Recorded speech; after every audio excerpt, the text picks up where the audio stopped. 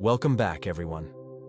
Today, we're diving into the wisdom of the Roman philosopher Seneca, and we'll be focusing on a profound observation. We suffer more often in imagination than in reality. This isn't just a philosophical musing. It's a powerful insight into the human mind and the way we experience the world. We'll explore how our anxieties, fears, and negative thoughts can often create more suffering than the actual events themselves. Think about it. How often have you worried about something that never happened, or agonized over a potential setback that never materialized? This is the essence of what Seneca is pointing out. Our minds have an incredible capacity to conjure up worst-case scenarios, to anticipate disaster, and to dwell on negative possibilities. We create elaborate narratives in our heads, often fueled by fear, doubt, and past experiences. These mental constructs can be far more distressing than the actual situations we face. Let's look at some examples. You're preparing for a presentation. Your mind starts racing. What if I forget my notes? What if I stutter? What if the audience laughs at me? You envision the worst-case scenarios, and suddenly, the anticipation of giving the presentation becomes more terrifying than the actual event itself.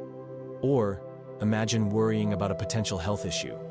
You start researching symptoms online, catastrophizing every minor ache and pain. This creates a state of constant anxiety, even if the actual health risk is minimal. The Stoics, including Seneca, understood the power of the mind and the importance of controlling our thoughts. They recognized that we cannot always control external events, but we can absolutely control how we respond to them. When we focus on what we can control, our own thoughts, judgments, and actions, we reduce the power of anxiety and fear. Instead of dwelling on hypothetical disasters, we focus on preparing effectively, taking action, and responding appropriately to whatever challenges arise. One of the key practices for overcoming imagined suffering is to cultivate a positive inner dialogue. Challenge negative thoughts, reframe situations in a more constructive light, and practice gratitude for what you have. Instead of asking, "What if things go wrong?" ask, "How can I best prepare for any challenges that may arise?" This shift in perspective allows us to focus on solutions and take proactive steps rather than being paralyzed by fear. Another powerful strategy is to cultivate mindfulness and focus on the present moment. When we're constantly worrying about the future or ruminating on the past, we miss the richness of the present experience.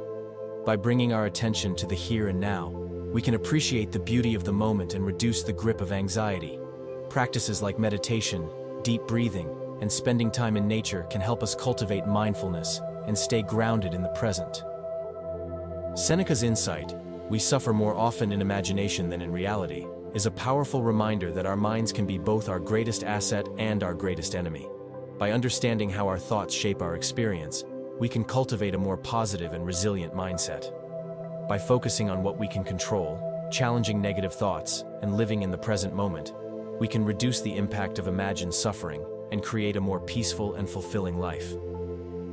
Thank you for joining me on this exploration of Stoic wisdom.